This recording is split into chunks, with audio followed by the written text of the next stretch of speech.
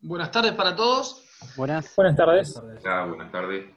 Mi nombre es Gonzalo del Cerro. Esta semana se supone que voy a estar toda la semana con ustedes. Santiago Luciano lo veo y mira Santiago Luciano. La idea, a ver, no sé cómo se viene manejando actualmente. Yo le preguntaba a los otros profesores. A mí me gustaría, o al menos en la medida de sus posibilidades, más que venir yo a repetir o hacer un monólogo de lo que es la clase escrita y que ustedes la pueden bajar del campus, es que eventualmente yo pueda ser un poco más didáctico y cualquier duda que tengan sobre lo que han leído o lo que yo puedo decir, bueno, eventualmente las podamos aprovechar este corto tiempo como para dilucidarlas. Profesor, Sí. ¿podría hacerle un comentario previo a la clase? Es relacionado a los trabajos prácticos. El material subido es perfecto, está completísimo, al menos para mí. Está todo lo que dan ampliado, está buenísimo, y remite a otra bibliografía que es bueno también. El tema es que no hay un formulario específico para poder plantear lo que estamos sabiendo. Me refiero puntualmente a la demanda ejecutiva. Por lo que pasamos por la práctica 1, tenemos bien introyectado el modelo de la demanda por un juicio ordinario, por peso, por daño y perjuicio, la demanda típica.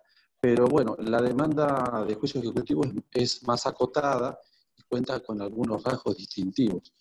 Yo entré a internet, busqué la verdad, hice el trabajo práctico, tuve algunas correcciones, pero no tenemos un formulario o un modelo. Eso le iba a preguntar, ¿no hay ningún modelo en el campus de lo que es una demanda ejecutiva? Al menos yo no lo vi. El profesor del Cerro subió una de tarjeta de crédito, si no me equivoco. Una demanda ejecutiva de tarjeta de crédito. Tarjeta de crédito. De tarjeta de crédito, una demanda ejecutiva. ¿Es la única que hay? Sí, de título no vi yo tampoco. Bueno. ¿La subió ahora o al principio de la cursada? Porque yo busqué para hacer el trabajo y tuve que recurrir a lo que podía encontrar en internet, y la verdad que tuve correcciones a pesar de guiarme por un modelo que supuestamente era de la justicia provincial y de una demanda ejecutiva. Y bien, bueno, tuve varias correcciones. Bien, a ver, vamos por parte, más allá de que la parte práctica no es algo que me competa mucho. Vamos por parte. La primera cuestión es, yo les voy a hacer subir, digo, porque no la tengo muy clara en el campus, una demanda ejecutiva de expensas, que es lo que vamos a ver hoy, y le voy a hacer subir una demanda ejecutiva de cheque. Buenísimo. El resto es más o menos similar, o sea, la estructura es la misma, lo que desarrollo distinto es el tema del título. ¿Por qué hago sí hincapié en una demanda, por un lado, de ejecución de expensas y una de pagaré? Porque eventualmente tengo en una un título que tengo que desarrollar un poco más, como es el de las expensas, que es un título, digamos, causado, y el otro es un título abstracto, con lo cual, digamos, para tener un poco esos dos panoramas, después el resto de las demandas ejecutivas más o menos corren la misma suerte, no va a variar mucho. Eso por un lado. Con respecto a algunas, ahí me dice, creo que lo subieron el viernes, pero no antes. Lo que han subido, entonces, lo que usted me confirma, lo que han subido es tarjeta de crédito, nada más. Ahora bien, la realidad, Miguel me decía recién, yo tomé una demanda que bajé de internet de lo que es una demanda ejecutiva a nivel provincial y me la corrigieron bastante. Muchas circunstancias de las demandas o muchas circunstancias de lo que es la práctica propiamente dicha, tiene ciertas particularidades que son personales de cada uno. Van a ver, yo les voy a mandar una demanda, que es la demanda eventualmente como la hago yo. Ahora, por ahí la agarra otro abogado y no le gusta cómo la diseño, cuál es por ahí mi terminología y demás. Entendemos que en lo básico y en lo central es lo que debe estar bien. Después podemos corregir en esta instancia y únicamente para que ustedes aprendan un poco más la terminología o aprendan un poco más de redacción o lo que fuere, podemos corregir algunas cuestiones que son, yo les llamo de maquillaje. Pero lo más importante es que esté bien y que ustedes entiendan qué cuestiones no pueden faltar en una demanda ejecutiva, qué cuestiones debo desarrollar en una demanda ejecutiva. Eso, digamos, como cuestión primordial. ¿Estamos? Pero me comprometo a subir esas demandas. ¿Les parece? Está perfecto, doctor. Sí, sí. Yo en particular no tuve problemas con el desarrollo, con el desarrollo del contenido de la demanda, pero yo creo que la desarrollé de acuerdo a la forma típica que lleva la demanda ejecutiva y, por ejemplo, en el objeto, a lo que vengo, qué es lo que quiero, qué pretendo. Yo lo desarrollé, pero en la corrección decía que no lo había desarrollado. Me llamó la atención, nada más que eso. Está bien. Bueno, eventualmente cuando le hagan una corrección de ese tipo, lo que uno pretenda, ustedes exíjanles a los profes que les indiquen en qué no cumplieron. Yo siempre cuando hablo de pretensión en una demanda ejecutiva o en cualquier demanda, pero en la ejecutiva sobre todo, siempre me hago las 3 preguntas. Es ¿a qué vengo? ¿Contra quién vengo? ¿Y por qué vengo? Digamos, contestando esas 3 preguntas debería cumplir con mi pretensión de forma correcta. Pero Claramente es así. yo después les reitero, les hago subir esas demandas y eventualmente, o trato de subirlas yo, y eventualmente ustedes después las miran y la analizan junto con lo que han hecho hasta el momento. Avanzamos con el tema del día. Esta semana vamos a ver, por un lado, lo que es el título ejecutivo expensas, certificado de expensas, por otro lado, alquileres, y por otro lado, ya arrancamos con lo que es ampliación de demanda, y entiendo yo con mandamiento de intimación o algo así. Pero bueno, en principio hoy y mañana vamos a estar hablando de seguir con los títulos ejecutivos, y puntualmente con lo que es expensas hoy, alquileres mañana. Quiero, les reitero, ser bastante didáctico y eventualmente ustedes, cualquier cosa me interrúmpanme, háganme preguntas, charlémoslo, no hay ningún inconveniente. No me manden por chat, porque eventualmente, si no, digamos, voy a estar mirando el chat y me distraigo y eventualmente por ahí pierdo el hilo. Prefiero que me abran el micrófono. Ahí me está escribiendo Sofía Telechea. Esto es lo que yo le digo. Cuando me aparece el cartelito me distraigo y no puedo seguir el hilo. Interrúmpanme, abran el micrófono y hablamos. Incluso para que no tengan las cámaras prendidas y que se lentifique el sistema, abran el micrófono y la cámara para hablar. Después, de última, si la quieren, la apagan. Cuando me pregunten o lo que fueren, me gusta saber quién me está preguntando, me gusta ver quién está del otro lado. ¿Estamos? Bueno, certificado de expensas. A ver, ustedes vienen viendo los títulos ejecutivos, vienen viendo las características de los títulos ejecutivos. Disculpe, profesor. Sí. Lo que preguntaban en el chat es, el doctor del Cerro había dicho que iba a actualizar este tema en lo que está en el campus. ¿Ya es el material que está o todavía no es el actualizado? No, el que está es el viejo. Yo mañana eventualmente les voy, la parte de actualización se las doy yo mañana y eventualmente después lo corregimos. En realidad se corrigen 2 o 3 puntos importantes de la ley de alquileres nuevas, pero no, vamos, en la esencia, en lo que está de material, les va a servir perfectamente. Vamos a hacer hincapié, vamos a apuntar a estas modificaciones de la ley de alquileres que salió nueva. ¿Sí? Muchas gracias. Bien. Les decía, yo no sé si ustedes habrán leído o no la clase de expensas. De todas maneras, voy a tratar de ser lo más didáctico posible para que podamos abrir un poquito el debate.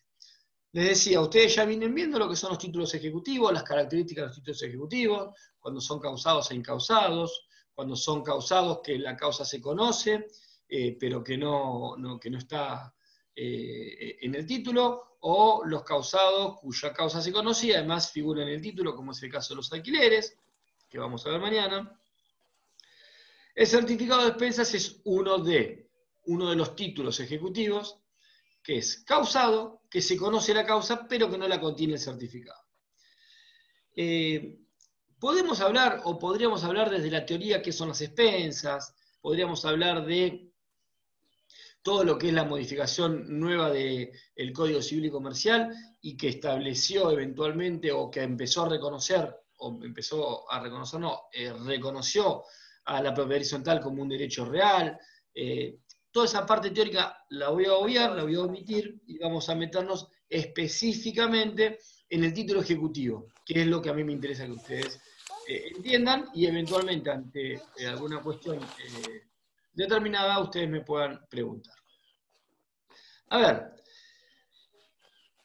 ustedes vieron que todo título ejecutivo cumple con requisitos. Los pagaré cumplen con los requisitos que establece el decreto del pagaré, el cheque cumple con los requisitos establecidos en la ley de cheque. Todo título ejecutivo debe cumplir con ciertos requisitos. Bueno, el certificado de expensas no escapa a esta obligación y debe cumplir con ciertos requisitos. Pero acá los requisitos van a estar, digamos, diseminados en varias normas. Lo primero que tenemos que saber es que el certificado de expensas debe cumplir con los requisitos que establece un reglamento de propiedad, que es el que hizo nacer en su momento la propiedad horizontal, ¿verdad? Entonces, primera cuestión, primer requisito que debe cumplir un certificado de expensas es el que establece el reglamento. Luego nos vamos a lo que establece el Código Civil y Comercial. Y el Código Civil y Comercial, ustedes me dicen, ¿hay requisitos? Yo le digo, estrictamente no son requisitos. Estrictamente tenemos que hablar de el valladar que me establece el 2048, párrafo quinto, cuando me habla que el certificado deberá ser expedido por un administrador y en su caso autorizado, dice, por el Consejo de Propietarios si es que existiere. Ya vamos a volver sobre el tema. Entonces, por un lado tenemos requisitos reglamentarios, por otro lado un requisito que es un requisito de forma, que es establecido de fondo, que está establecido en el Código Civil y Comercial, y por otro lado tenemos un requisito de forma, que es el que establece el 518 para todos los títulos ejecutivos. Para que tenga un título ejecutivo, deberé tener un legitimado activo y un legitimado pasivo, deberé tener un monto de deuda, esa deuda deberá ser líquida o fácilmente liquidable. Estos requisitos del 518, que deben tener todos los títulos ejecutivos, también deben estar establecidos en el certificado de expensas.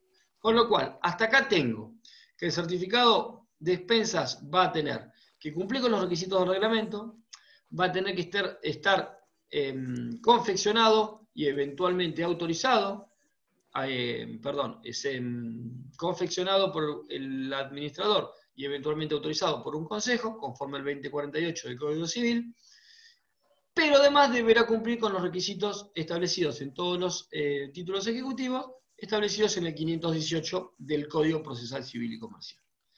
Esos son los requisitos genéricos que se tienen que dar en todos los certificados de expensas les diría, todo el país. Ahora bien, hay alguna particularidad que depende de cada departamento judicial. Por ejemplo, además de estos requisitos, nuestro departamento judicial establece otros requisitos de acuerdo a un fallo plenario que dicta la Cámara Civil y Comercial de acá de Mar del Plata. El fallo es Consorcio Complejo Habitacional 9 de julio con Sindicato de Empleados de Comercio. Es un fallo del 17 de octubre del 2012, en el cual, además de los requisitos que yo les venía diciendo, para que el título certificado de expensas sea hábil, este plenario me exige otros requisitos. Y me dice que cada uno de los periodos de expensas que yo quiera reclamar deberá estar individualizado uno a uno. Quiere decir que el certificado deberá contener cada uno de los pedidos bien individualizados uno de otro. Ejemplo, si yo quiero reclamar de enero a julio del 2020, el certificado deberá decir enero, febrero, marzo, abril, mayo, junio y julio agosto o todos los meses que yo quiera reclamar. Además, me pide este plenario que cada uno de esos periodos, en cada uno de esos periodos yo identifique capital en una columna e intereses en la otra columna. Pero además también me dice, no solamente eso, sino que debo tener otra columna en la cual yo establezca la fecha de vencimiento de cada uno de los periodos que estoy reclamando. Con lo cual, el certificado deberá cumplir con los requisitos del reglamento, deberá estar confeccionado por el administrador conforme al 2048, deberá cumplir con el requisito del 518. Quiere decir que en el certificado debe figurar sí o sí quién es el legitimado activo, quién es el legitimado pasivo, deberé eventualmente identificar la unidad funcional y deberé establecer el monto de la deuda reclamada, que deberá ser líquido o fácilmente liquidable. Además de eso, para amalgamar toda esa cuestión y para cumplir con los requisitos en nuestro departamento judicial, se establecen que cada periodo deberá estar identificado uno a uno, periodo por periodo, en forma individual. Cada uno de esos periodos deberá tener una columna de capital, una columna de intereses, y además tendré que tener la fecha de vencimiento de cada uno de esos periodos que se están reclamando. A modo de ejemplo, y lo que pasa en la práctica y cómo yo lo confecciono el certificado. 2 o 3 cuestiones. La primera, ¿quién es el legitimado activo? Y ya adelantándonos un poquito. Obviamente que el legitimado activo es el consorcio, con lo cual en el certificado voy a tener que describir el nombre del consorcio. ¿El nombre del consorcio dónde figura? En el artículo 1 del reglamento, porque así lo establece hoy el Código Civil y Comercial, que deberá tener un nombre, que puede ser un nombre de fantasía, puede ser el nombre con la dirección del domicilio y demás. Después, como les dije, deberá tener deberá tener obligatoriamente el nombre del legitimado pasivo, que ya vamos a ver quiénes son. Vamos a identificar la unidad funcional. La unidad funcional la puedo identificar de 2 maneras. La unidad funcional en cuanto a su aspecto dominial o la...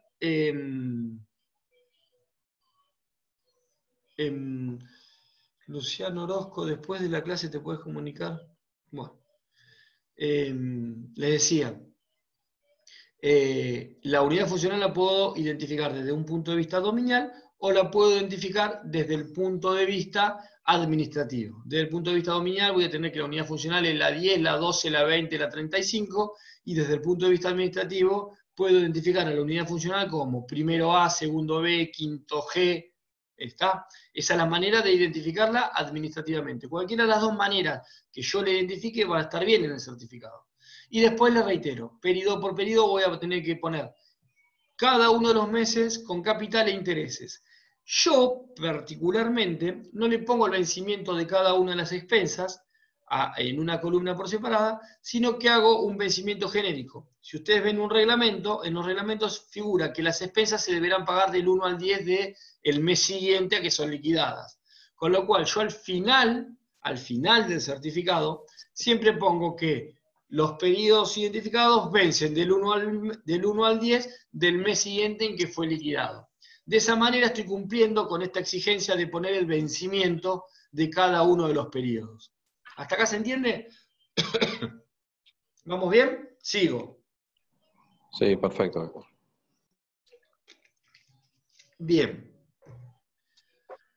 Yo les decía, el artículo 2048, que es el que en definitiva me reguló desde el derecho de fondo este título ejecutivo, lo que terminó generando, o lo que generó, es la unificación a nivel país de una cuestión que dependía de cada una de las jurisdicciones locales, porque cada una de las jurisdicciones locales establecía, en el caso de las expensas, sí,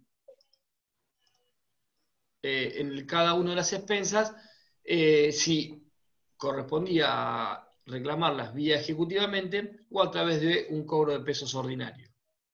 Nosotros en la provincia de Buenos Aires no teníamos problema, en nuestro artículo 522 así lo establecía, en Nación el 524 también lo establecía, no había inconveniente, pero había otras jurisdicciones, Santa Fe, me parece que alguna del sur, establecía, digamos, no establecía el carácter de título ejecutivo del certificado de expensas, lo cual generaba que el reclamo se debería hacer vía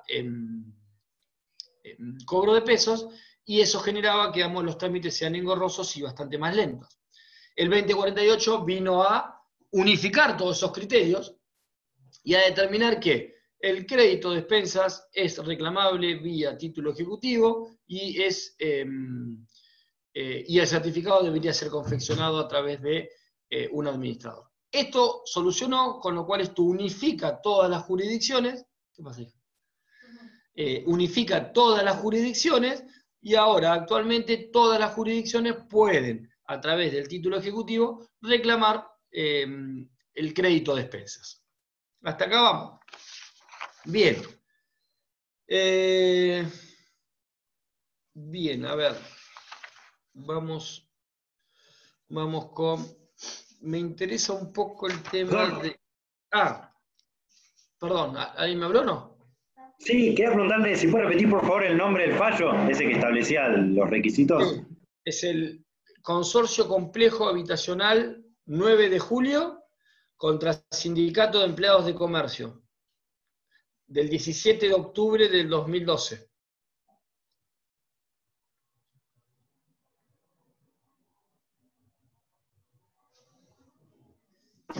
Perfecto, gracias. Doctor, ¿le puedo hacer una consulta de curiosidad? ¿Por qué se decidió esto en el plenario de Mar del Plata? O sea, que se especifique esta información y demás. Bien.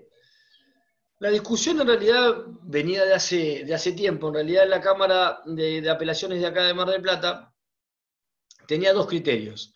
Había una sala que establecía que debía identificarse periodo por periodo, discriminarse los periodos que se reclamaban, y otra que establecía que no era necesario que con un solo, digamos, certificado donde se establecieran todos los requisitos que yo le digo del reglamento 522, 518, todos escritos. Hija. 7. Disculpen. Mi hija también está en clase por eso. Todos esos requisitos escritos era suficiente. Pero ¿qué empezó a discutirse? Empezó a discutirse lo que era el derecho de defensa en juicio. ¿Por qué?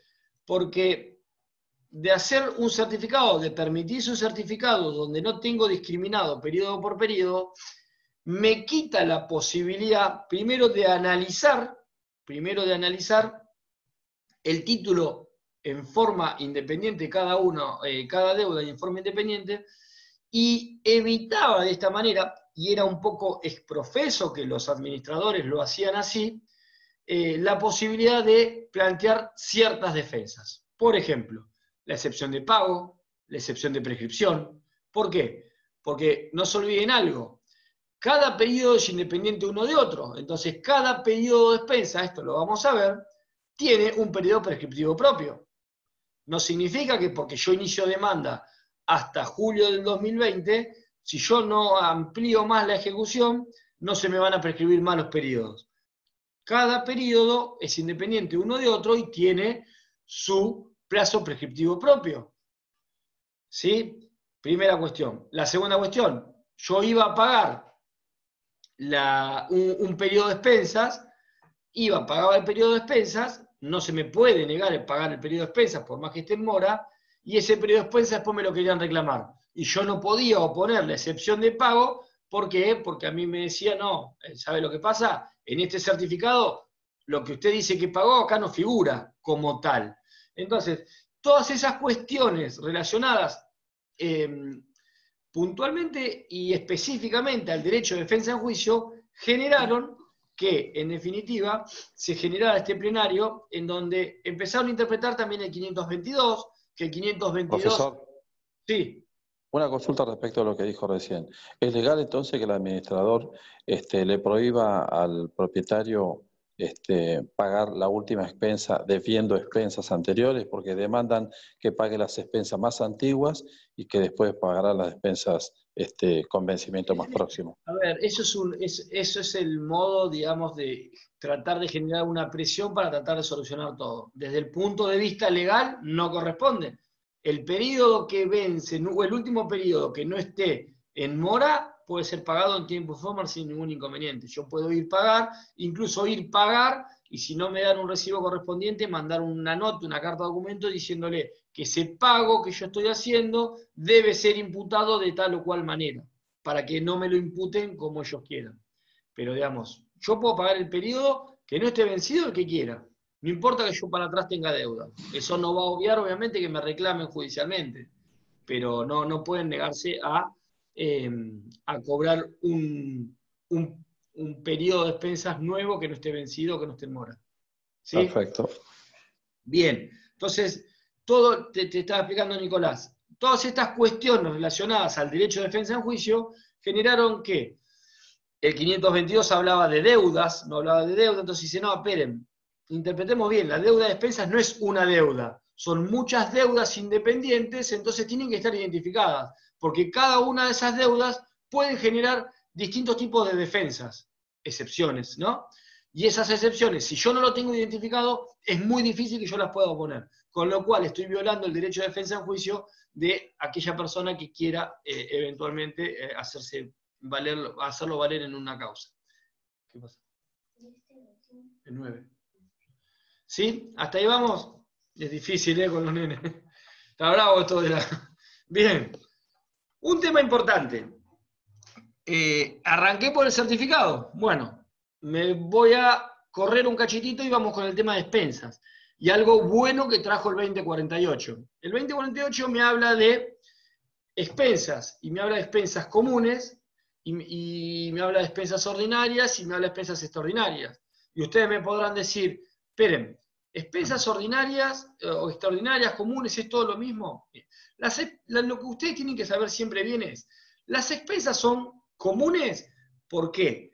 Porque son expensas que se distribuyen a la totalidad de los propietarios. Eso es lo que lo hace común. Después, estas comunes pueden ser ordinarias y extraordinarias. Ordinarias porque son el giro habitual, gastos habituales y convencionales mes a mes. Y extraordinarias porque pueden haberse generado por una circunstancia especial, única, extraordinaria, que se da en un tiempo determinado. A ver, una expensa común, ordinaria, es el sueldo de un encargado. Una expensa común ordinaria es el mantenimiento de un ascensor. Una expensa común extraordinaria es pintar el frente del edificio. Entonces eso va a ser común extraordinario. ¿Por qué? Porque es específico y determinado que se va a pagar en un momento que el consorcio decida pintar el edificio. Pero no va a ser siempre así. Y no va a ser habitualmente así. Por ahí se va a dar una vez y después no se va a dar durante 3, 4 años. ¿Estamos? Pero bueno, el 2048 cuando me habla de expensas, ¿cuáles son las expensas que yo puedo reclamar judicialmente vía título ejecutivo que estamos viendo? Las expensas comunes, ordinarias y extraordinarias. Pero no solo eso, el 2048 me deja bien establecido que todo gasto o toda cuestión pecuniaria yo puedo reclamarla a través de la ejecución de expensas. Con esto, ¿qué es lo que canaliza o qué es lo que quiere, digamos, básicamente permitir este 2048? Son los gastos particulares. ¿Por qué? Porque muchas veces las unidades funcionales, independientemente de las expensas que se liquidan a cada uno, las expensas comunes que se liquidan a todos, se genera algún gasto particular, que es un gasto que genera la unidad funcional y que debe pagar solamente la unidad funcional. En algún momento se discutía jurisprudencialmente si esos gastos particulares podían ser reclamados, entraba dentro del concepto de expensa y por ende podían ser reclamados vía título ejecutivo. Con la normativa del 2048 esa cuestión quedó zanjada, entonces yo puedo reclamar vía ejecutiva en el certificado cada una de estas cuestiones. No solamente las expensas comunes, ordinarias y extraordinarias, sino todos estos gastos que puede generar la unidad funcional. ¿Sí? Y la obligación de pagar, ¿de dónde surge? También del Código Civil y Comercial. El 2046, inciso C, me establece que tiene obligación el propietario de pagar las expensas. Y además el 2048 que venimos hablando hasta ahora. ¿Estamos? ¿Hasta acá venimos? Da una pregunta, doctor, puede ser del 2048. La que quiera. Creo que una parte dice que toda obligación que también recaiga en el administrador, también empresaría. ¿Qué tipo de obligación o carga ¿Cómo? puede ser eso? que dice que también toda obligación o carga que le imputen al administrador también ingresa. ¿Cuál sería uno de esos ejemplos? Eso exactamente. Es ese gasto particular de la unidad funcional. Le hago un caso. Le reclamo a la unidad funcional la apertura de la propiedad porque hay una filtración. Le tengo que mandar una carta a documento. El gasto de esa carta a documento es un gasto particular generado por la unidad funcional porque no me permitió o no tengo manera de intimarlo fehacientemente a que me abra el departamento para hacer una reparación. ¿Sí? Bueno, eso es el gasto particular. Bueno, entra dentro. Después no la paga, bueno, entra dentro de lo que es esas costas, esos gastos y esos reclamos que puedo generar. Bien, gracias. A través del certificado de expensas. ¿Sí? ¿Pero sería un gasto de costas, profesor, la carta de documento? Que lo reclamás. No, pero lo que pasa, digamos, un gasto de costas, sí, un gasto de costas es verdad, pero yo no estoy hablando de que mandé una carta a documento para reclamar ¿cómo es? La deuda de expensas. Yo estoy hablando de que mandé una carta a documento para reclamar. Ok. ¿Sí? Ahora, si después tengo que eventualmente hacer un reclamo judicial por eso, sí, evidentemente va a estar en costas, pero mientras tanto la tengo que liquidar. Bien. Y doctor, los gastos de multas, eso no va por expensa. ¿Cómo? Los gastos de una multa, por ejemplo, lo que genera una multa, ¿también va Ahora sí. por título ejecutivo? Ahora sí, justamente eso es uno de los casos que en su momento se discutió y que justamente las multas establecidas en reglamento y debidamente aplicadas, liquidadas en las expensas, pueden ser reclamadas vía título ejecutivo, perfectamente. Sí. Ese es uno de los casos. Ante las multas no entraban. Ante las multas vos tenías que aplicarlas, reclamarlas e ir por la vía ordinaria. Estamos hablando siempre dentro de la provincia de Buenos Aires que teníamos el título ejecutivo. Ahora no. Independientemente de la naturaleza, que no sea propter rem, por ejemplo, como las expensas, porque esta sería una cuestión personal para tratar de compeler a que haga o deje de hacer algo. Mirá, Independientemente de la naturaleza. Pará, te leo el 2048 lo que dice esto. No, lo estaba leyendo y por eso, estaba, como usted dijo, cualquier gasto o cualquier situación pecuniaria. No tiene nada que ver con la naturaleza. No tiene que ver con la naturaleza. No, digamos, la naturaleza o el carácter propter rem de una expensa, digamos, no tiene, digamos, pasa, digamos, el carácter propter rem es a los fines de la transmisibilidad de la deuda en cuanto a la transmisibilidad de la unidad funcional. Pero, digamos, la expensa no se reclama. Sí, a la cosa como la cosa misma. ¿Cómo? No, que sí a la cosa como la cosa misma, la expensa, la deuda. Sí, no, pero están mezclando todo. No, yo lo que me refería es que como tienen dos naturalezas totalmente distintas, porque una está vinculada a la propiedad y la otra está vinculada a que un propietario haga o deje de hacer algo, pensé que iban por otro carril. Basta. Discúlpeme, ¿eh? Sí. ¿Vos te desconectás más, Juana? ¿Te desconectás? ¿Para qué te desconectás? No tenés que desconectarte.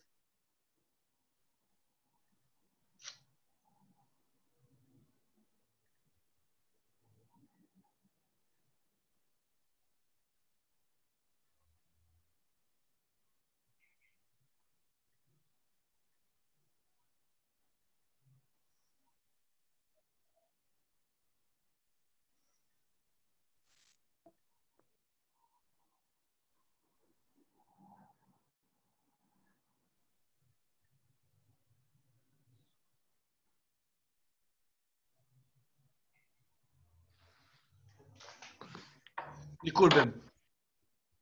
Les decía, No pasa nada.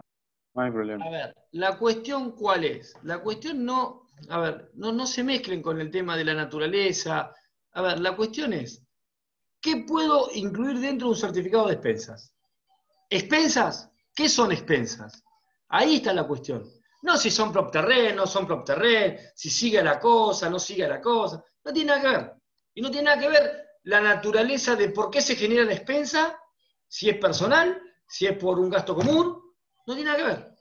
Lo que les digo es, el certificado de expensa, ¿qué contiene? Expensas comunes, ordinarias y extraordinarias, todo gasto que genere la unidad funcional. No importa si lo genera porque generó un gasto como fue la carta documento o porque hay un incumplimiento de una norma reglamentaria que genera la multa. No importa. Lo importante es que yo puedo incluir todas esas cuestiones dentro de un certificado de expensas. Y ese certificado de expensas lo puedo reclamar vía título ejecutivo. Punto. Ahí se terminó. Ahora bien, vos me decís, no, por una cuestión personal. Sí, será una cuestión personal, pero en definitiva, digamos, lo que genera que ese incumplimiento se pueda reclamar es la unidad funcional, vía ejecutiva es la unidad funcional. Con lo cual, la unidad funcional se vende y la deuda que tiene la unidad funcional por multa pasa por terreno a la otra persona. No es que es personal. La multa no la genera Gonzalo del Cerro por ser el dueño de la unidad funcional, y Gonzalo del Cerro vende, entonces queda la deuda de expensas por un lado y la multa por el otro. No. La unidad funcional, por ser titular de la unidad funcional, se genera la deuda. Y la deuda siempre la va a tener la unidad funcional. O sea, va a cumplir o va a seguir siendo propterrén la deuda también de la multa que se genere. Está bien. No sé si te quedó claro. Jonathan, Sí, ¿sos? no, me quedó claro, pero tenía la duda, se me presentó la duda en ese sentido. Porque por ahí muchas veces pasa el tema de que un inquilino le generan una multa, y bueno, sí, no sé, después tendrá una acción de repetición, supongo, el propietario. Ahí vamos. Que no se la va a poder cobrar nunca, imagino. No, pero ahí está. Un inquilino incumple una norma del reglamento. Claro. Se genera una multa. ¿A quién le aplican la multa? No, al propietario. ¿Por qué? Porque las expensas vienen a nombre de él. No, porque es el titular de la unidad funcional. ¿Está bien? Sí. Con lo cual, ¿qué es lo que te genera la obligación de pago? Ser el titular de la unidad funcional. Punto. Está bien. Más ni menos. Listo. Ahora, como decís vos, después el titular de la unidad funcional, obviamente, tendrá, digamos, su acción de repetición contra el inquilino que no cumplió con la normativa del reglamento. Cuestión, digamos, ajena a un título ejecutivo, ¿eh? Eso ya pasa por eso. Por eso depende de la calidad de la Esto se está dando mucho en los barrios cerrados con exceso de velocidad, ¿no? Bueno, con exceso de velocidad, con el tema de tenencia de animales, con el tema de incumplimiento de muchas normativas internas. Exceso de velocidad es una. Y a veces son un poco elevadas esas multas. Eso ya tiene que estar en el reglamento estipulado el monto, obviamente, porque... Mirá, el tema de las multas o el valor de las multas muchas veces está establecido en reglamentos, pero vos imaginate que el reglamento va a ser o va a tener en algún momento una cierta cantidad de años que la multa que uno pueda establecer en el reglamento va a quedar desactualizada. Con lo cual...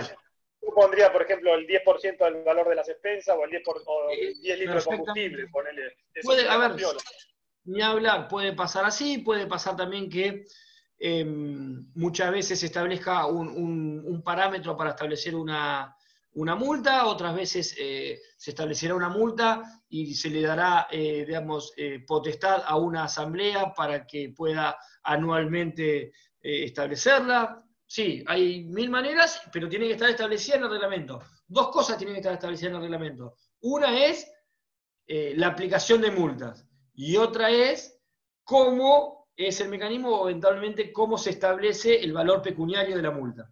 Las dos cosas pueden estar establecidas en el reglamento o en el reglamento puede estar establecida cómo se fija el valor de la multa. ¿Sí? Pero lo que tienen que tener en cuenta es que la falta de pago de esa multa implica poder reclamarlo hoy vía judicial a través del título ejecutivo de expensas. ¿Estamos hasta ahí? ¿Estamos? Bien. Yo les decía, una de las particularidades del 2048 me lo establece es que me dice que el administrador me va a confeccionar el certificado y dice, aprobado por el Consejo de Propietarios si este existe. Bueno, ustedes, no sé si habrán visto algo de propiedad horizontal. El Consejo de Propietarios era lo que se llamaba antes Consejo de Administración, es uno de los órganos del consorcio, y como tal, en principio por el 2044 debería existir. La discusión que se armó y que había siempre, era si este Consejo de Propietarios eventualmente era obligatorio o no era obligatorio.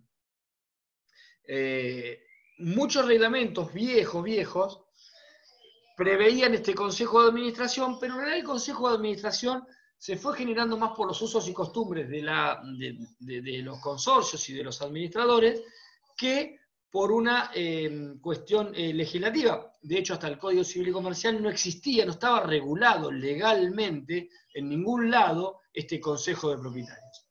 El Código Civil y Comercial, les reitero, lo regula, lo establece como uno de los órganos del consorcio, pero si uno ve y establece eventualmente las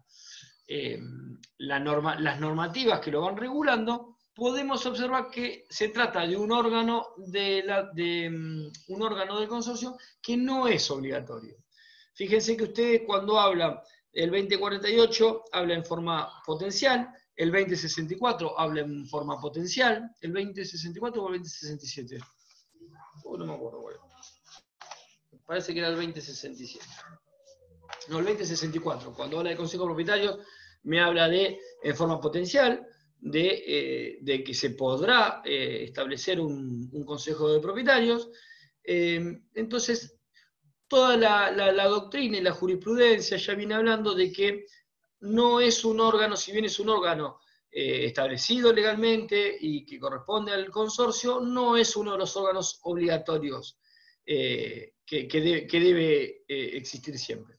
Esto genera que el 2048 hable en forma potencial de la posibilidad de que no exista.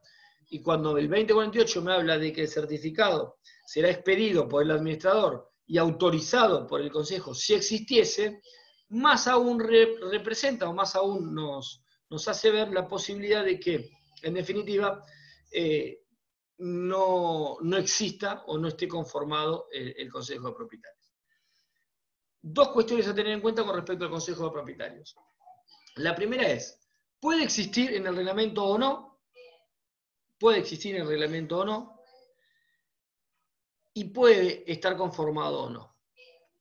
Paso a explicar las diferencias. Puede ser que en el reglamento esté establecido que se conformen, pero lamentablemente como es un órgano que muchas veces ocasiona obligaciones, y como toda obligación, como contrapartida, genera responsabilidades, no quiere ser o no es conformado por los propietarios porque ninguno quiere voluntariamente ser parte de este consejo. Ahí tenemos un problema, porque digo, bueno, el reglamento lo prevé, pero la asamblea no lo conforma. ¿Y qué hacemos? ¿Estamos en qué sistema? La jurisprudencia de Mar del Plata ha entendido que, ya sea que exista en el reglamento o que no exista en el reglamento, lo importante no es que exista o no exista en el reglamento. Lo importante es que esté o no esté conformado. ¿Qué significa? Es que en una asamblea se haya decidido conformarlo o no conformarlo. Si se decide conformarlo en la asamblea, aun cuando no esté previsto en el reglamento, si se decide en asamblea conformar un consejo de propietarios, bueno, entonces el 2048 se hace operativo y este certificado deberá estar autorizado por las personas que conforman este consejo de propietarios. Si el reglamento lo prevé, pero no se conforma porque no hay voluntarios, porque no hay postulantes para que se conforme este Consejo de Propietarios, el 2048 deja de ser operativo y automáticamente no deberá ser autorizado por ningún consejero, que no existe de más está diciendo. Ahora bien, siempre en el certificado, de una u otra manera, debo dejar constancia de esto. ¿Qué constancia dejo? Y dejaré constancia de que, conforme el 2048, en la asamblea a celebrarse, no se ha conformado Consejo de Propietarios. Con eso estaré salvado de que el certificado, solamente firmado por el administrador, será suficiente a los fines de de expedir el título ejecutivo. ¿Sí? Bien. Me interesaba dejar bien claro cómo conformamos un certificado de expensas. Ahora bien, antes de entrar a hablar de lo que son legitimados pasivos, legitimados activos, que ya hablamos un poco, hablar un poco de lo que es la mora, hablar un poco de intereses y demás, hablar de prescripción, es importante, y esto es lo que más le va a servir a ustedes, es decir, bueno, a ver, yo tengo que iniciar una ejecución de expensas. Yo tengo que iniciar una ejecución de expensas y como todo proceso ejecutivo, deberé cumplir con los requisitos necesarios para poder dar inicio. Yo les estaba diciendo cómo es el título ejecutivo. Bueno, el título ejecutivo lo debería acompañar.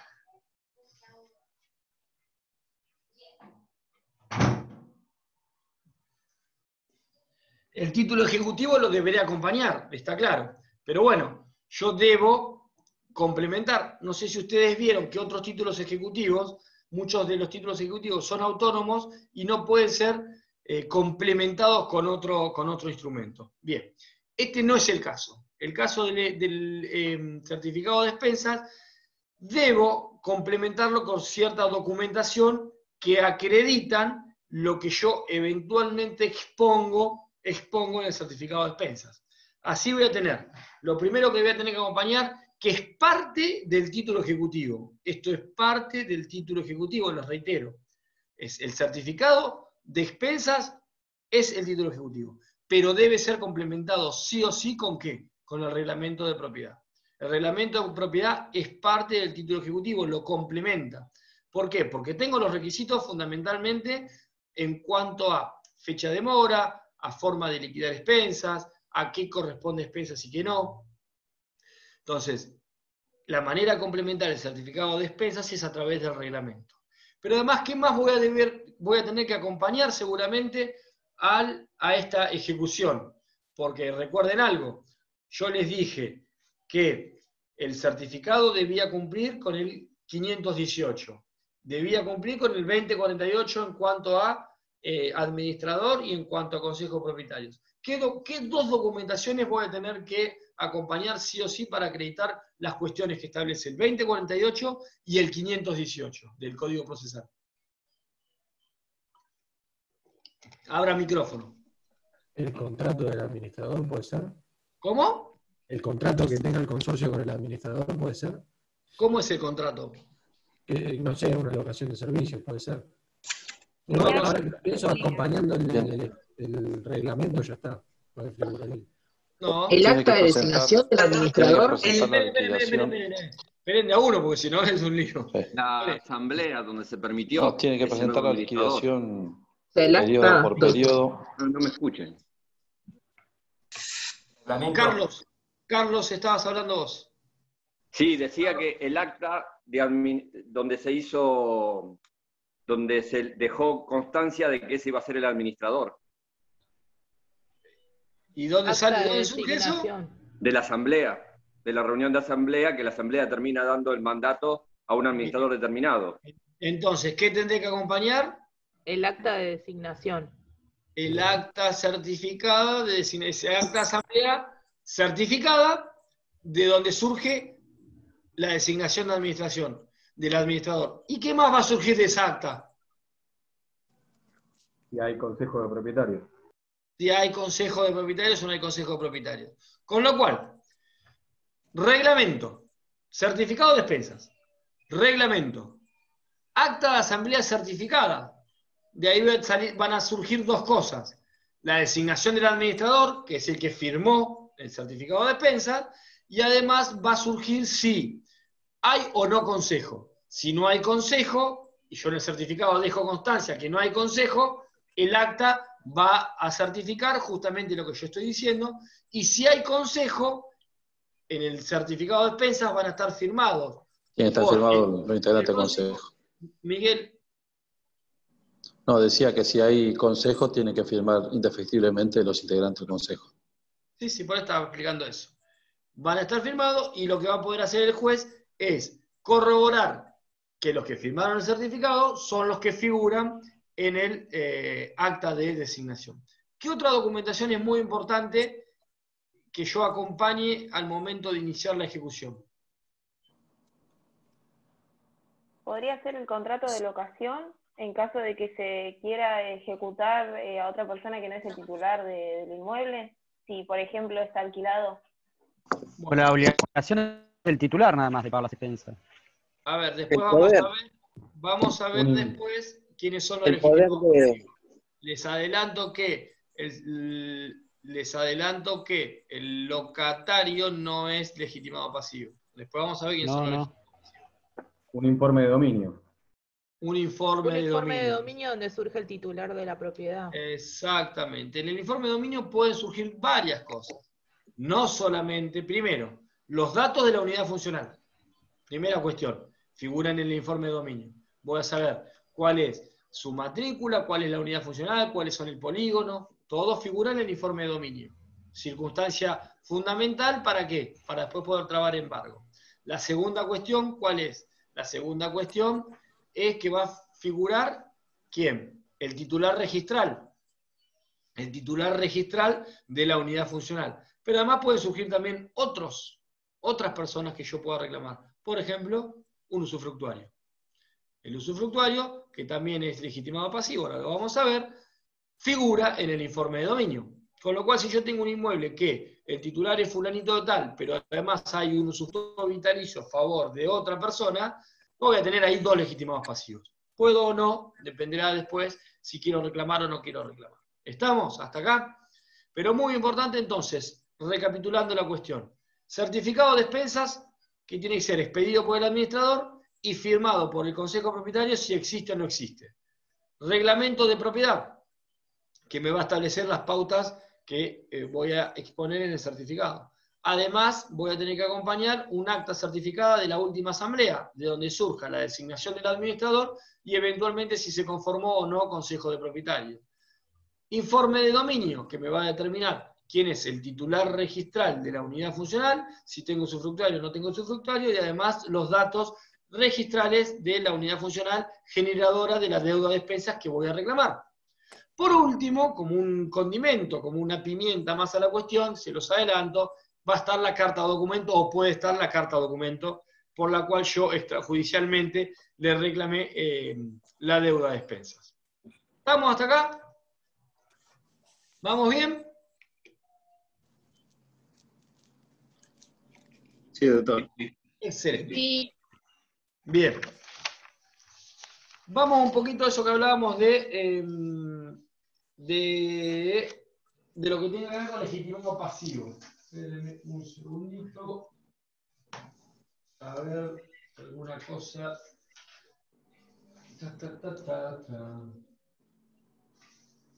Bien. Les adelanté un poquito. Los legitimados pasivos, en la ley 13.512, que es la anterior ley de expensas, de propiedad horizontal, no me establecía bien quiénes eran los obligados al pago. Siempre se hablaba de que los obligados al pago era el titular y no mucho más que eso, y hablaba de esa obligación propterrén del artículo 17, que me generaba la posibilidad de reclamar al titular o incluso a los sucesores a título singular. Eso, en realidad, fue zanjado por el Código Civil y Comercial en el artículo 2050, que me establece específicamente quiénes son los obligados al pago de las expensas. Y me habla, en principio, de los propietarios, pero después me habla de poseedores a cualquier título. Y acá es muy importante que ustedes sepan, y recién nos adelantamos un poquito, que poseedor a cualquier título no es tenedor. Hay una diferencia muy grande entre poseedor y tenedor. Entonces, ustedes tienen que saber... Que uno lo detenta con ánimo de ser dueño y el otro no. Sí, sería... Está perfecto. Es claro.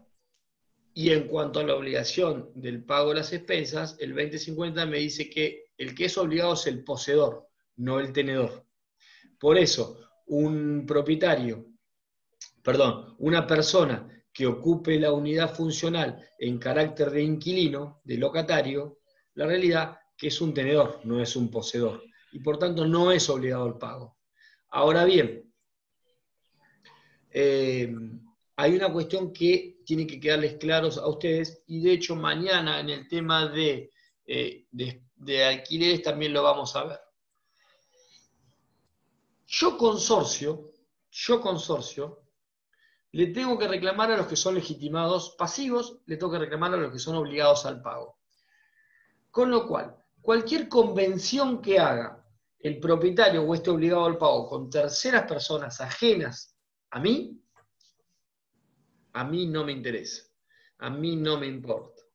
Quiero decir con esto, que en un contrato de alquiler, ustedes pactan alquilar una propiedad y que el inquilino pague las expensas. Si después el inquilino no paga las expensas, la realidad es que el consorcio va a ir a reclamarle a ustedes, no le va a ir a reclamar al inquilino. Y ustedes no le van a poder oponer ese convenio que firmaron con el inquilino diciéndole, no, pues ¿sabes lo que pasa? El que tenía que pagar era el inquilino, vaya reclámele a él. No, es un problema suyo con el inquilino, le voy a decir. Para mí, para el consorcio, el 2050 me dice que el obligado al pago es usted, es el propietario, es el poseedor. ¿Y qué poseedor conocen a cualquier título que no sea tenedor? El usufructuario. Sí, el usufructuario es uno, es verdad. Bueno, el usufructuario, de hecho, fíjense que el usufructuario hoy está regulado en el artículo 2148. Y van a ver que dentro de las obligaciones del usufructuario está el del pago de las expensas. ¿Sí?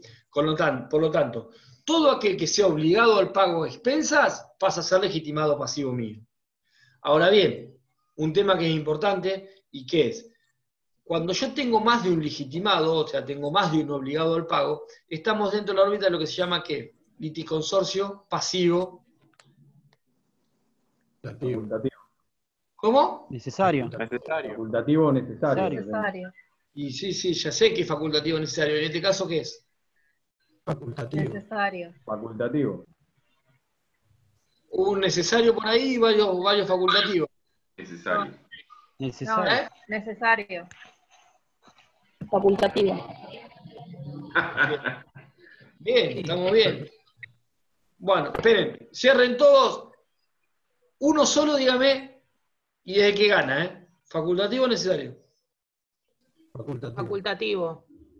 Facultativo. Exacto. Facultativo, no es necesario.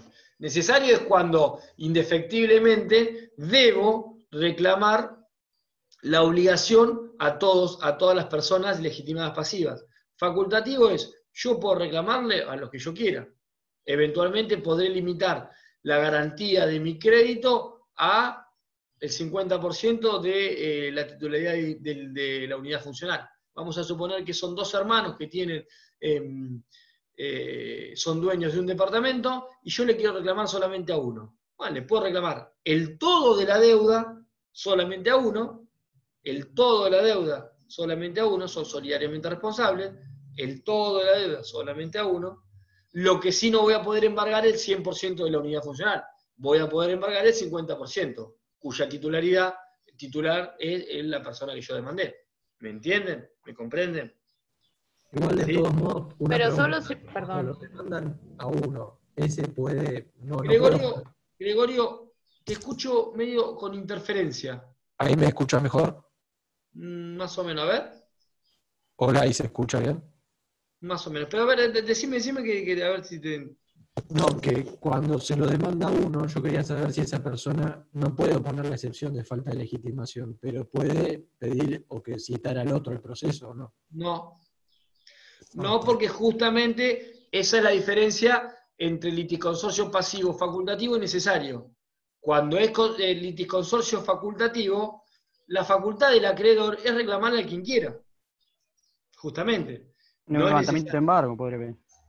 En caso de que haya un levantamiento de embargo, en caso de que hayan embargado toda la unidad funcional, podría pedir. A ver, eso sí, por supuesto. Eventualmente, si yo demando a uno solo de los dos titulares y embargo el 100%, el que no demande puede eventualmente presentarse y pedir el levantamiento del embargo diciendo, no, mire, a mí no me demandaron, no corresponde que traben embargo sobre mi cuota parte. Por otro lado, también hay otra realidad. En el proceso ejecutivo tampoco se puede hacer eso, Gregorio, porque eso sería, digamos, lo que se llama citación de tercero, establecido en el 94 y siguiente del Código Procesal.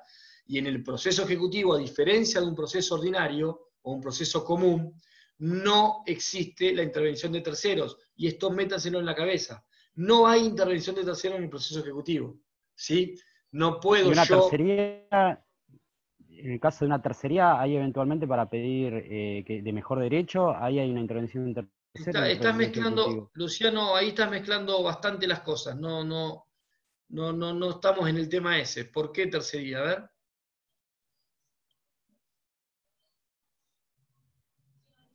Luciano. ¿Tercería no es en un juicio ordinario? No, pero no entendí bien por qué me... A ver, se me fue Luciano. Bueno. A mí me quedó una pregunta, ¿puede ser? Y Jessica.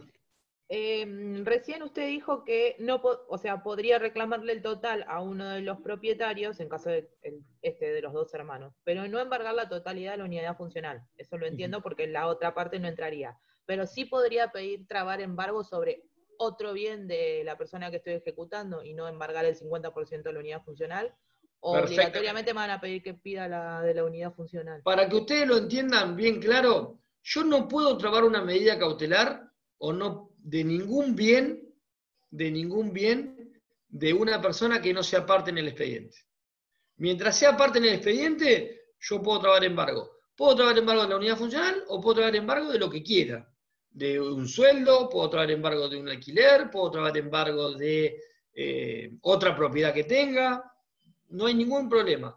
Pero yo tengo que trabar embargo sobre un bien de una persona que sea parte en el expediente. No puedo trabar embargo sobre un bien de una persona que no sea parte. ¿Me explico? No, porque no es parte del proceso y no es se parte puede del proceso. Pero, por ejemplo, no me podrían denegar la medida si yo pido el embargo del sueldo, suponte, de esta persona. No me pueden decir, no, primero vaya por el 50%. Lo que sí va a pasar es... otorgar. Sin ningún problema. Lo que pasa que... Ahí volví. Ahí volviste, Luciano. Ahora estamos... Se me salió el internet. Espérame un cachito. Lo que pasa es que vos podés pedir la medida cautelar que vos quieras, lo que pasa es que yo no puedo pedir 10 medidas cautelares. Si yo pido la medida cautelar, un embargo sobre la unidad funcional, si después quiero, ¿puedo sustituirla? Sí, ningún problema, por la que vos quieras, pero tengo que sustituir. Yo no puedo trabar embargo de sueldo, embargo de la unidad funcional, embargo de otra propiedad, no. Tengo que trabar una medida cautelar que garantice el cobro de crédito que yo estoy reclamando. ¿Sí?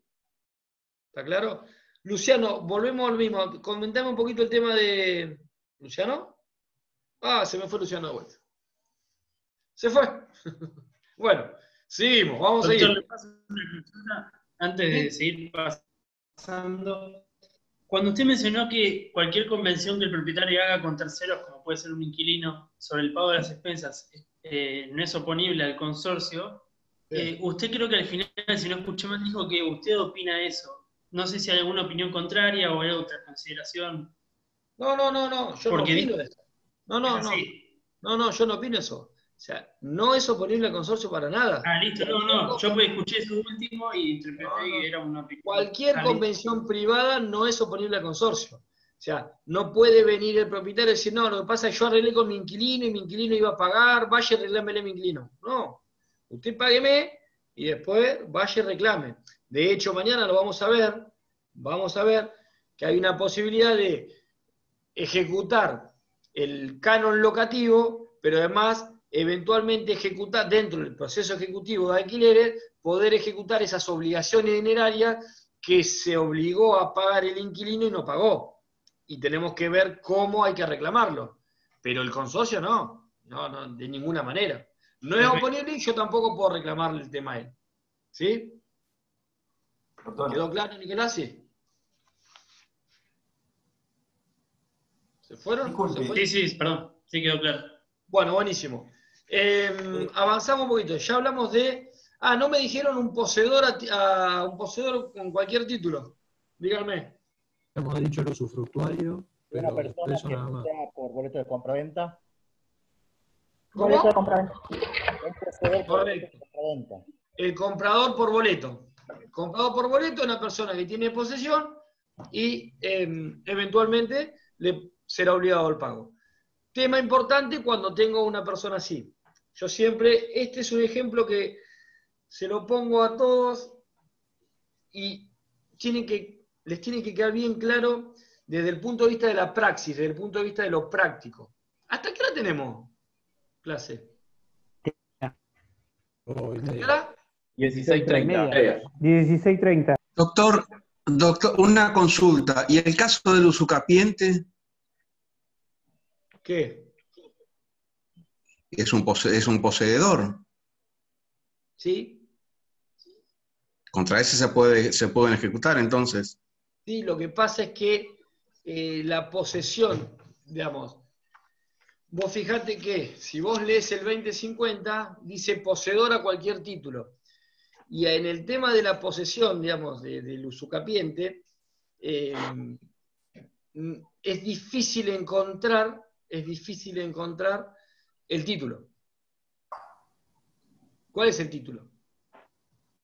No, la posesión. Inició un juicio de usucapión. Bueno. Y la persona que es titular de dominio no hay posibilidades de ubicarla porque no hay muchos casos que no están, que no existen. Ahí voy. Justamente iba un poco al ejemplo de cualquier... Esperen, así contesto esto porque si no... Justamente iba un poco a ese ejemplo. Cuando yo tengo un poseedor, por cualquier título, vamos a ver un usucapiente, vamos a ver un comprador por boleto y demás, ¿eso me excluye la posibilidad de reclamar al titular registral? No lo excluye. ¿A qué voy con esto? Y esto es una sugerencia y es una recomendación para cuando sean ya prontos abogados. La realidad, ¿cuál es?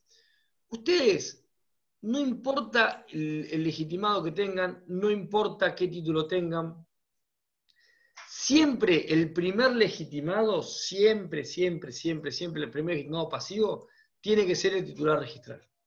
Siempre. ¿Por qué esto? Porque eso me va a habilitar embargar la propiedad. Primera cuestión. Eso me va a permitir trabar embargo sobre la unidad funcional. Como le decía hace un rato ¿dónde está Jessica? A Jessica, ¿qué les dije? Yo no puedo trabar embargo sobre la unidad funcional si no tengo demandado al titular de la unidad funcional. Primera cuestión. ¿Esto excluye que yo pueda demandar al titular registral, al comprador por boleto y eventualmente al usucapiente? No. Puedo demandarlos a todos, no hay ningún inconveniente. Pero de la única manera que yo puedo trabar embargo sobre la unidad funcional es demandando al titular registral. ¿Y qué mejor garantía para cobrar el crédito de expensas de mi mandante, el consorcio, que el embargo sobre la unidad funcional? No hay mejor garantía. Ahí voy a tener asegurado una gran parte de la cobrabilidad del crédito. Primera cuestión. Sí, una consulta. Y en ese supuesto, que me parece perfecto, el usucapiente, si pretende inclusive como medio de prueba de su posesión, va a ir a cancelar esa deuda. Él lo puede hacer igual. Perfecto. Ningún problema. Ahora vamos a otro caso. Entonces, primera cuestión, siempre demanden al titular registral. Si después quieren demandar al usucapiente, quieren demandar al comprador por boleto, no hay ningún inconveniente. ¿Pueden generar otras medidas cautelares? Sí, pueden generar otras medidas cautelares. ¿Va a ser el embargo de la unidad funcional? No va a ser el embargo de la unidad funcional. Pero no hay problema, pueden. Vamos a suponer que no quieren demandar al titular registral, quieren demandar al comprador por boleto. ¿Cuál va a ser la medida cautelar que yo pueda trabar al comprador por boleto? Inhibición general de bienes. ¿Cómo? Una inhibición general de bienes. Sí, la inhibición general de bienes es una medida cautelar genérica que no me genera la posibilidad de recobro de un bien. La prohibición para escriturar. No. Embargo a un vehículo, por ejemplo. Está bien. La prohibición para escriturar. No, tampoco Susana. Leandro. El sueldo. Anotación de litis, ¿no es? Esperen. No habría que ver cuánto porcentaje tiene pagado de... No, tampoco es. Espérenme un cachito. A ver, sí, medidas cautelares pueden trabar un montón. A ver, yo les respondo todo. Leandro, no tiene auto. Jessica, no trabaja en ningún lado, no tiene sueldo. Susana, la prohibición de escriturar no se la puedo hacer porque en definitiva a mí eso no me importa porque yo quiero cobrar. No quiero que él no pueda escriturar. ¿Me explico? Entonces lo que yo voy es, desde el punto de vista teórico y desde el punto de vista primario. Después podemos tener todas esas medidas cautelares. Si tienen auto, puedo embargar un auto. Si tienen sueldo, puedo embargar un sueldo. Está perfecto. Pero desde el punto de vista teórico y primario, lo primero que voy a embargar es los derechos de acciones del boleto de compraventa. Él tiene un derecho de acción ¿de qué? A que le escrituren el inmueble. Bueno, yo puedo embargar esos derechos de acciones. Es prácticamente como embargar la unidad funcional, un inmueble, porque en definitiva va a estar eventualmente trabado la cuestión relacionada a la titularidad de un derecho. ¿Un derecho a qué? A ser escriturado. Entonces, ¿y después qué voy a subastar? Suponiendo que no me pague, voy a subastar esos derechos de acciones de ese boleto de compraventa. Entonces, quien compre se pondrá en el lugar de este titular del boleto para poder ser escriturado el inmueble que nunca fue escriturado. No sé si me siguieron o fue muy complicado. No, yo entendí. Lo que no termino de entender, ¿puedo preguntar? Sí. Usted nos aconseja que primero vayamos al propietario, al titular registral. Pero claro, pero en este caso, vendió por boleto, o sea, el titular ya cobró. No hicieron nunca la escritura. Y yo le voy con un juicio ejecutivo por expensa. ¿Él qué opone? ¿La defensa de que él lo transmitió por boleto? ¿Lo ejecuto a él? ¿Me aparece el boleto en la subasta? Buena pregunta, pero ¿sabes qué? Que va a patalear y se va a recontra enojar. Pero tiene dos alternativas. La primera es, la verdad, me molesta tener un juicio en contra mío. Ahora, si lo que vas a hacer va a ser embargar la propiedad y vas a subastarla, hacelo, total, la propiedad no es mía. Primera actitud que puede tomar. Sí. La segunda es, no, pará, yo no soy dueño, a mí no me tienen que demandar para nada. Vuelvo a decirle, el 2050 me dice, señor, usted es el propietario, usted es el responsable, usted es el obligado al pago. Si usted no tomó las medidas conducentes y correspondientes para escriturar el inmueble a nombre de otra persona, es un problema suyo. Vaya y arréglese con otra persona. Es un problema de ustedes dos, no a mí. Exactamente. Es cuasi parecido a lo que es la transferencia del auto. Cuando vos chocás y no hiciste la transferencia o no hiciste la denuncia de venta, lo que pasa es que acá no tenés denuncia de venta. Entonces no te podés eximir nunca de responsabilidad porque te falta esa denuncia de venta. ¿Sí? Sí, ya entendí. Luciano, ¿ibas a decir algo o no? No, pues se me corta cada vez que hablo, así no lo van. Bueno. Cada vez que pregunto, sí. Entonces, importante, les reitero, siempre demanden a titular registral. Es la manera más sencilla de eventualmente trabar embargo sobre la unidad funcional, más allá de que, reitero, pueden demandar a todas otras personas que quieran. ¿Hasta ahí estamos? Bien. ¿Una pregunta? Sí. Sobre la situación... Perdóname, Gaspar, perdóname que me habías dicho hoy, me olvidé. No, está bien, pero es que tenía una duda en cuanto a la situación del cónyuge que no es titular registral, si podía existir alguna responsabilidad solidaria. Cónyuge no titular, perfecto. Consorcio Garay 3344 con Zarratea, fallo de la Sala Primera de Mar del Plata. Fallo, estamos hablando del año 2002. Hasta ese momento no existía ni la ley 11357 ni el Código Civil y Comercial como lo conocemos ahora. Sí, efectivamente, hoy el 461 del Código Civil y Comercial genera la posibilidad de reclamarle la deuda de expensas al cónyuge no titular registral. ¿Qué significa cónyuge? Ustedes no sé si se acuerdan en familia, ya dieron familia, ¿no? Yo nunca me acuerdo si esto... bien. Ustedes no se acuerdan que en familia se hablaba de, sobre todo en el derecho familiar patrimonial, se habla de lo que es un bien ganancial de administración exclusiva o un bien ganancial de administración exclusiva de uno de los cónyuges. Ahí se decía que, bueno, el cónyuge cuya administración exclusiva figura Juancito Pérez, casado en primeras nupcias con Cachita Pérez. ¿Sí? Entonces vos decías, uy, casado en primeras nupcias Juancito Pérez. Uy, lo que pasa es que tiene el titular registral. Y es Cachito Pérez, no es Cachita. ¿Sí? Es la persona. Entonces ahí estamos frente a lo que es este cónyuge no titular. Cónyuge no titular significa que es dueño de la propiedad, porque es un bien ganancial, pero que la propiedad no está a nombre, digamos, la administración no está exclusivamente a nombre de este cónyuge. Fíjense, lean el 461, que justamente les decía, el 461 del Código Civil y Comercial, habla de que se le puede reclamar, habla de poder reclamar todo lo que son gastos necesarios. Ahí el 461 habla de todo lo que tenga que ver con los gastos de mantenimiento del hogar conyugal.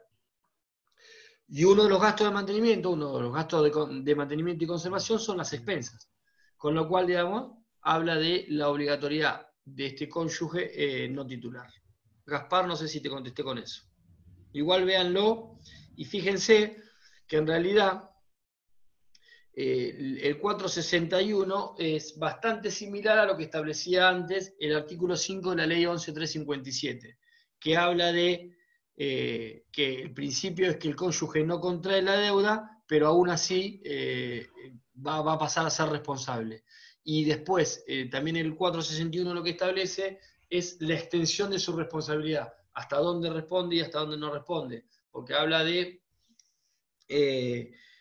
digamos, el Código Civil viejo y esta ley 11.357 hablaba de que respondía hasta con bienes, digamos, respondía con los frutos de los bienes propios, y el 461 habla de que responde con todo su patrimonio, no solamente con los frutos de los bienes propios. ¿Sí? ¿Gaspar? Profe, una pregunta. Sí. Con respecto a esto, en caso de que tengan pactado un régimen de separación de bienes sería igual, y en el supuesto de que digamos, la vivienda esa no sea de uso familiar, por ejemplo, que tengan una segunda vivienda. Lo que pasa es que volvemos a lo mismo. Todo acuerdo que hagan interpartes no es oponible si no está debidamente materializado en los registros pertinentes, no es oponible al consorcio. O sea, vos podés... Son un régimen de separación de bienes y no un ganancial. Que opten que no opten por un régimen ganancial, sino por un régimen de separación de bienes. Está bien, pero si optan por el régimen de separación de bienes, tienen que materializarlo vía registral. Ah, sí. Entonces, hasta que no esté materializado vía registral, lamentablemente entramos dentro de esta órbita de convenciones entre particulares que no son oponibles al consorcio. Al consorcio, a ver, ustedes tienen que entender algo, al consorcio no le importa quién le pague. El consorcio quiere que le paguen. Después, arréglense entre ustedes. Si corresponde, no corresponde, ay, no, nosotros habíamos arreglado que ibas a pagar vos. Bueno, si no habíamos arreglado que ibas a pagar vos, después andá y reclamale. Si está hecho por un acuerdo que ibas a pagar vos, andá y reclamale. Pero el consorcio tiene las vías previstas en el 2050 como obligados al pago, y estas excepcionalidades, como les decía hoy, que tenemos, por un lado, al usufructuario, en el 2148, y la posibilidad y la obligación de pago que tiene en el 2148 y siguiente del Código Civil, o, como les decía recién, este cónyuge no titular, que lo establece hoy el 461 en adelante. Entonces, estas son circunstancias especiales que están por fuera del 2050, pero que son obligados al pago.